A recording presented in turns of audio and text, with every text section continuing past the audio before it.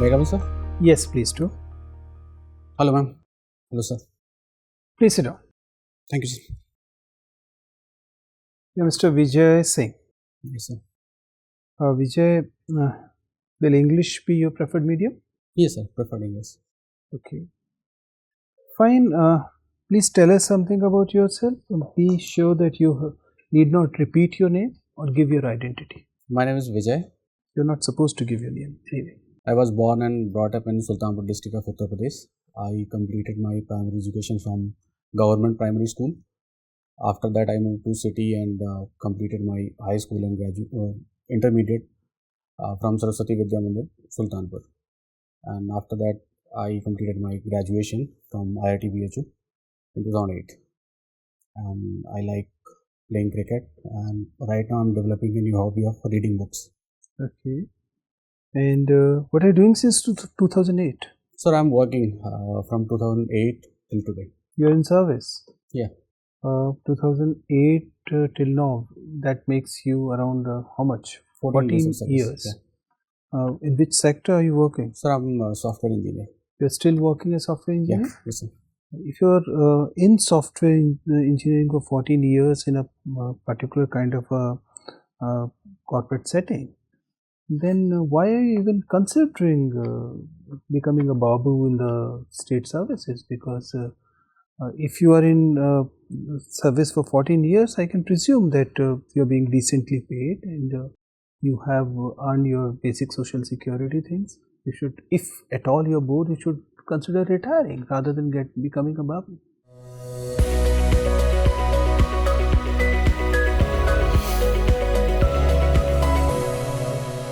Actually, sir, the primary reason from looking for opportunity outside software is the kind of work we do in software. There is a monotony, and especially the personal one-to-one contact with the team and the members are very limited.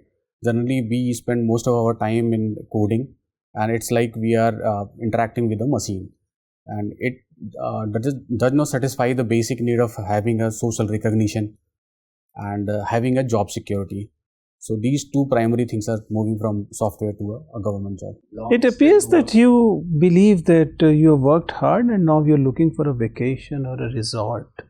Can I assure you that the government service is not really a place that can be taken as a break, vacation or a resort thing. It's serious business. Yes, it's a serious business. Everybody understands the importance the government is paying from rural to urban areas. Everything is very strict controlled and a lot of things are going on.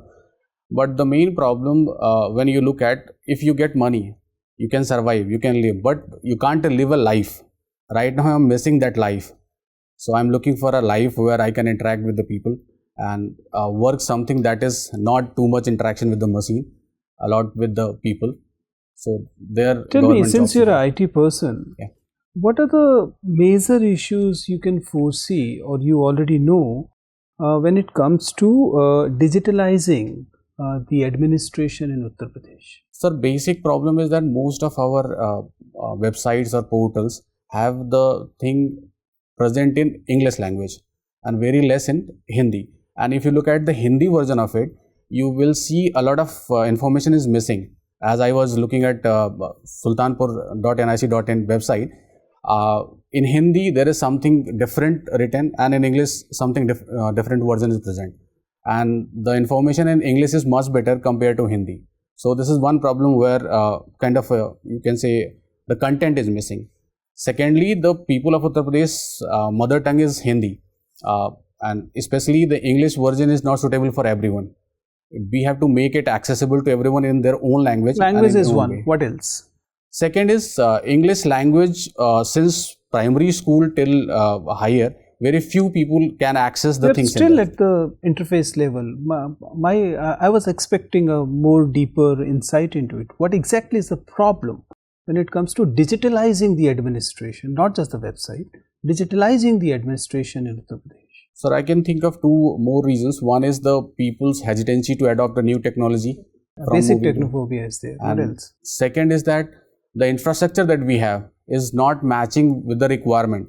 Even though government is investing the money, but still it's not there. Thank you. Vijay, Yes, ma'am. you have studied anthropology. Yes, ma'am. Can you tell me the concept of primitive tribes along with some examples? Are you talking about the particularly PVTGs or just simple? Okay, you can give me PVTGs. So PVTGs is the category of tribes which is basically based on government parameters, especially those who are basically in remote areas. Their population is declining. They have very poor health infrastructure, literacy. So these are the PVTs, and 75 of them are identified as a PVTs. Can you give me some of the examples? Like Sentinels are there in Andaman Nicobar. They are PVTs. Okay. When we talk about tribal society, there is happening, there is a particular tribal group which is matriarchal in nature. Do you have any idea? I can think Khasi tribe in Meghalaya. That's matrilineal. That's matrilineal, not matriarchal. You understand the difference between matrilineal? Yes, yes. Right now I don't remember the name. You don't If remember the name? I can try. There is one tribe in Nair tribe. Again, that's matrilineal. I don't know. Sorry. Do you think that there is any tribe in India which can be matriarchal? Sorry. No idea. Okay. When you look at the concept given by 𝐺𝑠 𝐏𝐸, the theories given by 𝐺𝑠 𝐏𝐸, he said that tribals are actually backward Hindus. And we see the problem of secession and this internal problems which we see in India is actually because of the problem of isolation of tribes from the main society. Can you really see this concept in practical life, and can you give me examples of backward Hindus which 𝐏𝐸 is suggesting? Ma'am, 𝐏𝐸 sir is actually pointing out to the basically he's taking the things in a hierarchical way, where he's saying that those who are tribals, they are backward Hindus. He is assuming like they are following most of the Hindu traditions, are linked to somehow in Hindu traditions. So but they he will gave example converts. of tribal groups which are completely isolated, and then some which have been assimilated. So like Meena tribe in Rajasthan, they are completely assimilated, and like Chenchu, they are partially assimilated, and not partially, they are partially isolated. And Sentinels and basically Andaman Nicobar tribe mostly are there completely isolated category. Okay. Can you give me definition of family? Family is a social institutions where, sorry, Family? it's just a social institution where kins are related by marriage or the blood group. Okay, and is that sufficient condition for a family? Not really. I think I'm missing two points. Okay, can you give me definition of clan? Clan is basically made of lineages, and they are like clan is a large group which actually constitutes of many lineages, and lineages is particularly having a particular type of a tribe or a segment of tribe which is following some symbol or some kind of belief where they are following. Okay, they are their own. So based on that, they identify themselves. These are the lineage, and when 6, 7 or more than one lineages come together, then it's a clan, and they also follow a symbol. It can be any animal, a plant, or a totem, anything. basically. Yeah, totem. Yes, yes, okay. Totem. My last question to you would be: can you give me some of the tribal movements in which tribals have actually been winners in India? Santhal movements which happened 1855. There was give actually me movements of post-independent India. Sorry, I can't recall. Not even one.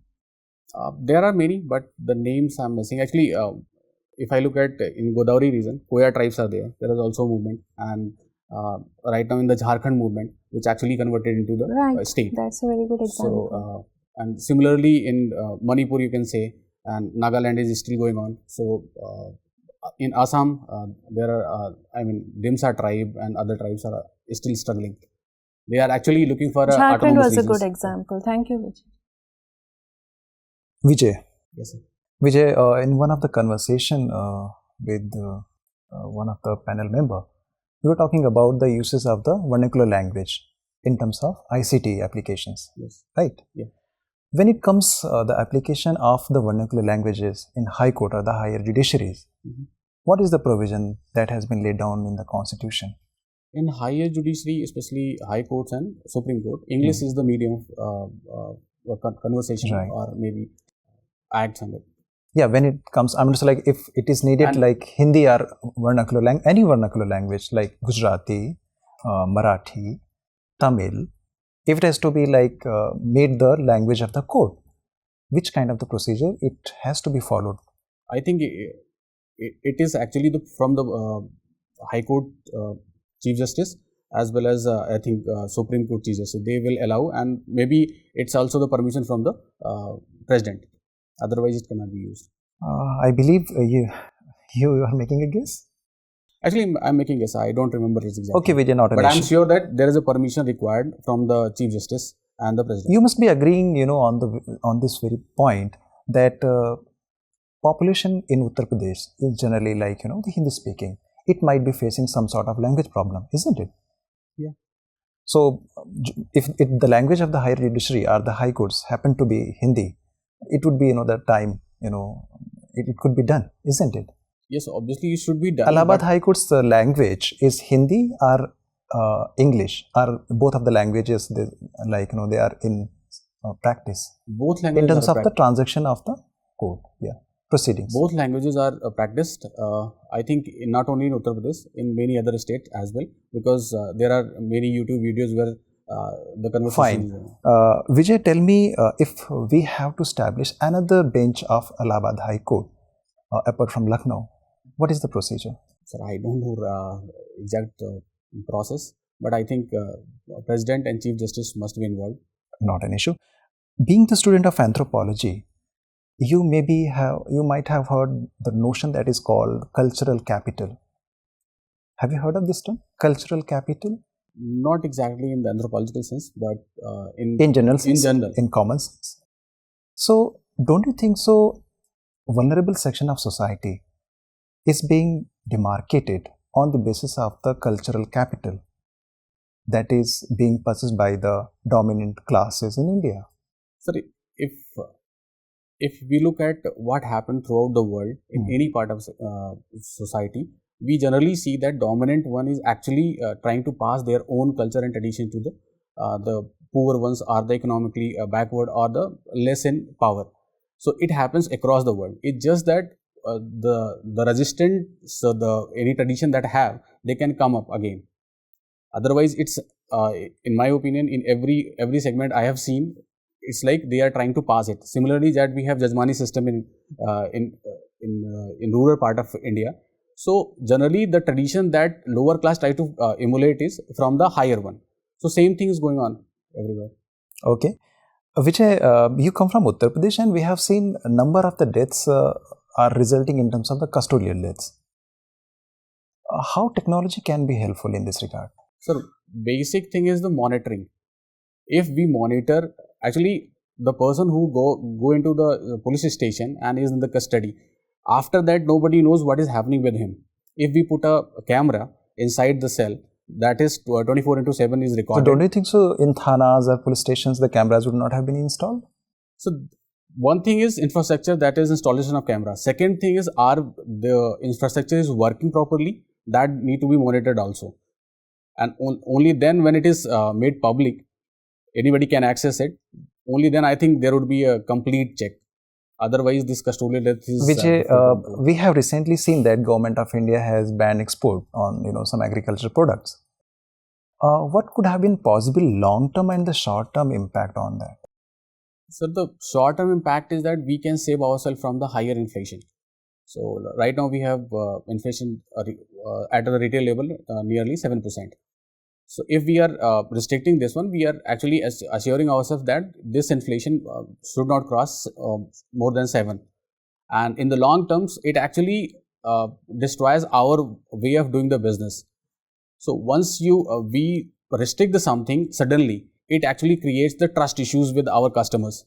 So actually it will hamper our future growth in terms of export. Vijay, recently we have seen the reinforcing of SEO as one of the, you can say the congregations of the state parties, is it somewhere trying to stand as a powerful bloc against the NATO?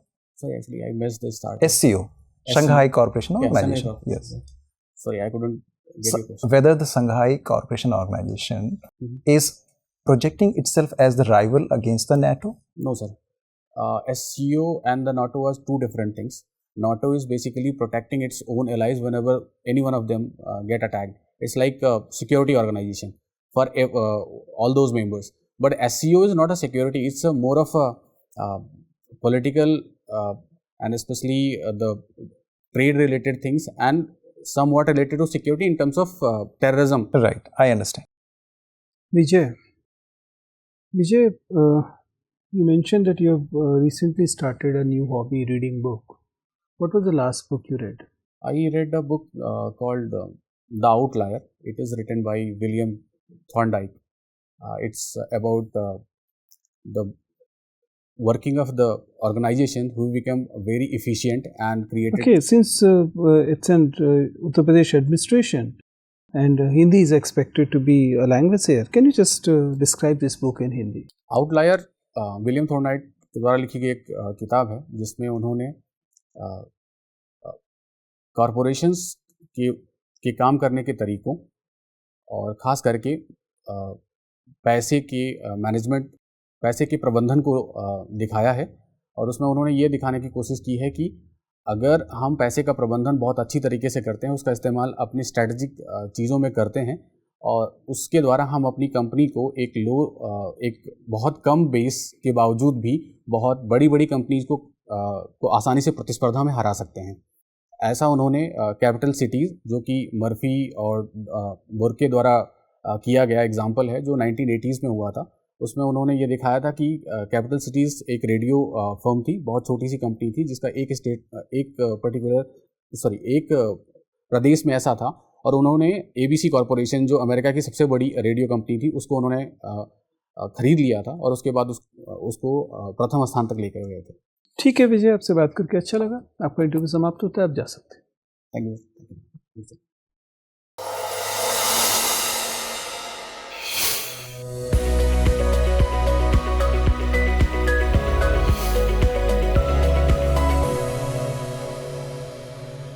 आइए विजय, take a seat. Vijay, your interview is on 4th of August. Yes, sir. Right? And it is going to be your first interview ever when it comes to the commission. Yes, sir. Right? Vijay, you're carrying, you're 35 years old, right? And you're carrying a kind of a background which not many candidates gonna be there with such a background, and therefore your interview is going to be interesting interview for the board there. What's your take? Are you happy with your performance today, or you believe that you could feel that there are issues and you need to resolve these? There are issues. I think there are multiple issues. Especially, this is my first interview ever, especially the mock one. I think there is a practice I need.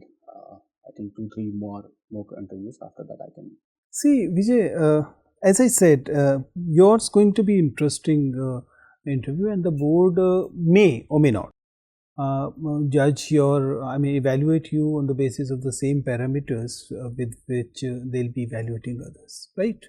But overall, you're a good candidate in terms of the fact that after this long period, you're able to reach this stage, which effectively means, and while still working, it's quite an achievement, and the board will be able to see that it must have been difficult to some extent, and they will appreciate it. But when it comes to the performance within the interview, there are few suggestions I can make. In general, you need to understand that the government structure, especially the commission, it's a very very set, very fixed kind of a structure there, and their expectations are, it's very formal, to be precise, right? And if I have to give just one suggestion to you, I'll say that be formal, right? There are many ways, both in terms of verbal and non-verbal communication, where it appears that you're a little bit informal, right from the walk-in, your entry to the hall. to sitting posture. Especially the entry was a little informal. I'll advise you to move from hello to the good morning, good evening, whatever the occasion is, and in a particular order, right? You can make a template in your mind, as we call it, right? And as you said, do a practice of it, that you loudly ask permission from the gate, then you'll walk in smartly, will greet the members. If there's a women member, the chair and the rest of the members, or the chair and the rest of the members, that way, right? And then wait besides the chair, expecting you to be asked to sit down or take permission to sit down, and repeat it multiple times in your mind, so that it appears that you are following a particular template which they are expecting, so that they start with in a normal sense, rather than having a prejudice about you being informal, you're coming from that corporate, you're carrying the kind of an ego or attitude. That shouldn't be there in their mind when they're starting the conversation, right? Right. And then obviously you're able to work around these prejudices in your interview. That's definitely visible, and you're bringing that experience in which the board may be very interested. And therefore, whatever you're working on, issues related to that and administration become important. It should appear that you're coming from the industry in a particular kind of experience will be beneficial for the system, right? Okay. That will be visible only when the questions related to that area are handled that way, right? It should appear that the new thought or the ideas are coming. That is one thing. Also, generally, it is said that the formal communication has very little body movement, and you have vigorous hand movement. Right? Yes. That if you can avoid it, will be good. Similarly, your optional, maybe whatever time you have, please revise a bit. Not from the mains perspective, but from the perspective of the interview, right? The anthropology thing, right? That you can work. At a few places, it also appears that sometimes answers get a little longer. It is only a 12, 13, 14-minute interview there. So it should be as crisp as possible, right? If possible, 1, 2, 3 pointers will be helpful. Last, see, whenever you are not sure about any answer, my advice will be take permission and then hazard a guess, right? At one instance, you actually said, yes, I'm making a guess, as if it is a matter of pride. It is not, right? It should be, you should have actually taken permission. So may I guess, and then give the guess, right? Okay. These are few things I have pointed out, but in effect, it is only the branches of the original suggestion, that is be formal, right? That is more important. Other things I'm sure you'll be able to do really, really well, because once the conversation is on your domain, it should be that fresh thing which you should try to impress the board with, rather than competing with 23, 24-year-olds who's doing only this. There's no point, right? So everything else is in place. I'm sure you'll do very, very good, right? All the best. So yes. Just 2 or 3, especially regarding anthro. I think I was not able to answer few direct and simple questions. It was regarding, actually, I'm very poor in remembering the definitions, and especially the longer ones, like family. There are multiple definitions. So how can I make it more short or crisp? See, you have to first at least see the core of the definition. No? Like when it's a family, it has to be a common hearth, like a common kitchen should be there. There should be financial cooperation or something of a common thing. Then conjugal and these bonds are there. So there are 2-3 characteristics which are common among all the definitions. So mark those out and remember those 2-3 points at least. Okay, you cannot miss out on important things. You need not give the entire correct definition from one thinker or the other thinker, but at least the core idea, that shouldn't be missed out. Okay. And if suppose there was a question on Guru theory regarding backward integration. Right. So suppose some anthropologists or sociologists are asked, and I'm not aware of it completely. It's just a part of the thing I know. Then take permission and try saying it in whatever you know in so many words. Yes. One more thing, sir, regarding this political question. I mean, I know some part. There is you can ask and there's the permission needed from Chief Justice. Chief Justice of India, Chief Justice of High Court, and the President. So it's like half-cooked answer. It's not complete answer. There should be some articles as well, or the complete procedure. There is I'm just like, there is a complete procedure which is definitely, there in the Constitution. It cannot be guessed upon, because these are like, the things which are there in the Constitution. See, and in the questions where you believe that it is more of a factual question and for some reason you don't have the answer, I'll advise you not to venture into it. It's such a simple thing that one cannot remember everything. So if you're not able to remember, it's not a big deal. You can specifically say, yes, there are constitutional article, and I do. Sir is absolutely right. It is mentioned in the Constitution itself. And you can, if you remember the article, you can say, or otherwise say, sir, it is mentioned in the article Constitution, but I'm sorry, I don't remember the article of it. And done. Don't worry about it. I mean, they're not there to test your memory. That's not the objective. It's only the personality that matters. So regarding the voice level, it was okay. It was in general okay. At a few places, speed was high, but overall it was okay. And regarding the informal thing that I did actually hand movement.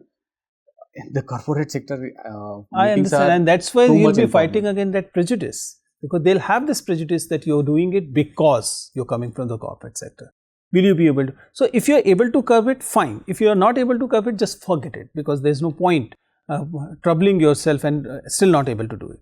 So my advice will be, please try and curb it. For some reason you're not able to curb it, then don't let it be a mental block. Okay, and the dress is okay, sir? I'll expect you to wear a tie that day. I was trying, but I couldn't. I'm sure you'll be able to do that. Thoda sa practice kar lijiye. Everything else is fine. Okay? All the best.